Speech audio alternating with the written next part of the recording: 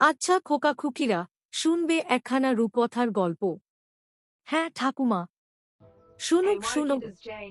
এক ছিল রাজা, এক ছিল রানী। তাদের ছিল 7টা ছেলে আর একটাই মেয়ে। মেয়ের নাম ছিল পরাণপ্রিয় সুন্দরী। সে ছিল দেখতে যেমন সুন্দর তেমনই দয়ালু। ঠাকুমা, 7 ভাই কেমন ছিল? 7 ভাই ছিল খুবই সাহসী। কিন্তু একদিন রানীর রাগ হল।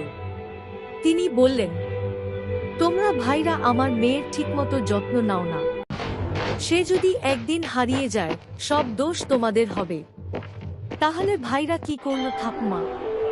হায় হায়, সেই দুঃখে 7 ভাই রাজবাড়ি ছেড়ে চলে গেল। তাদের বোন কেঁদে কেঁদে বলল, ভাইরা আমায় ছেড়ে যেও না। কিন্তু ভাইরা আর ফিরল না। তখন হঠাৎ আশ্চর্য ঘটনা ঘটল। ভাইরা সবাই 7টি চম্পা ফুলে পরিণত হল। ওমা, মানুষ ফুল হয়ে গেল নাকি? হ্যাঁ রে, এ তো রূপকথা। সবই হয় এখানে। তাহলে বোনটা একা হয়ে গেল? হ্যাঁ। সে কাঁদতে কাঁদতে আকাশের দিকে তাকিয়ে বলল, হে ভগবান, আমার ভাইদের ফিরিয়ে দাও। আকাশ থেকে দেববাণী শোনা গেল, ভাইদের ফেরাতে হলে অনেক কষ্ট সহ্য করতে হবে। সে রাজি হলো তো? অবশ্যই। সে বলল, আমি যত কষ্টই হোক সহ্য করব, শুধু আমার ভাইরা যেন ফিরে আসে। তাহলে কি কি কষ্ট হলো ঠাকুমা? সে একা একা জঙ্গলে বেরোন। ভয়ঙ্কর রাক্ষসী তাকে খেতে চাইত।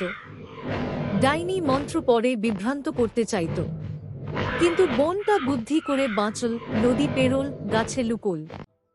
শেষে সে এক রাজবাড়িতে পৌঁছল। সেখানকার রাজপুত্র তাকে দেখে মুগ্ধ হল, তাকে বিয়ে করল।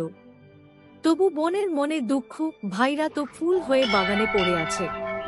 তাহলে সে ভাইদের কিভাবে মুক্ত করল? সে জানতে পারল, যদি চাঁদের আলোয় ফুলগুলিকে বুকে নিয়ে কেঁদে প্রার্থনা করা যায়, তবে ভাইরা মানুষ রূপে ফিরবে।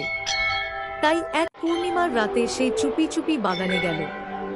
ফুলগুলো কোলে নিয়ে বলল, ভাইরা আমার ফিরে এসো। তারপর তারপর চাঁদের আলো পড়তেই ফুলগুলো ঝলমল করতে লাগলো। এক মুহূর্তেই 7টি ফুল বদলে গেল। 7 সুদর্শন যুবক, তার আপন ভাইরা ফিরে এল। রাজপুত্র খুব খুশি হল। বলল, আজ থেকে তোমরা আমার ভাইয়ের মতো থাকবে। রাজারানীও ছেলেদের ফিরে পেয়ে আনন্দে কেঁদে ফেলল। রাজপ্রাসাদে হলো ঢাকঢোল, গান বাজনা, আলো আলোর উৎসব। তাই বলি খোকা খুকিরা, ভালোবাসা আর সাহস থাকলে সব বাধা জয় করা যায়। কি সুন্দর গল্প ঠাকুমা, আরেকদিন আবার বলো। আচ্ছা রে, আচ্ছা। এখন খোকা খুকিরা চোখ মুছো, ঘুম পাড়ানি গান শোনো। বন্ধু বান্ধবদের সাথে শেয়ার করবেন। নতুন ভিডিও পাওয়ার জন্য সাবস্ক্রাইব বাটনটি অন করে রাখুন।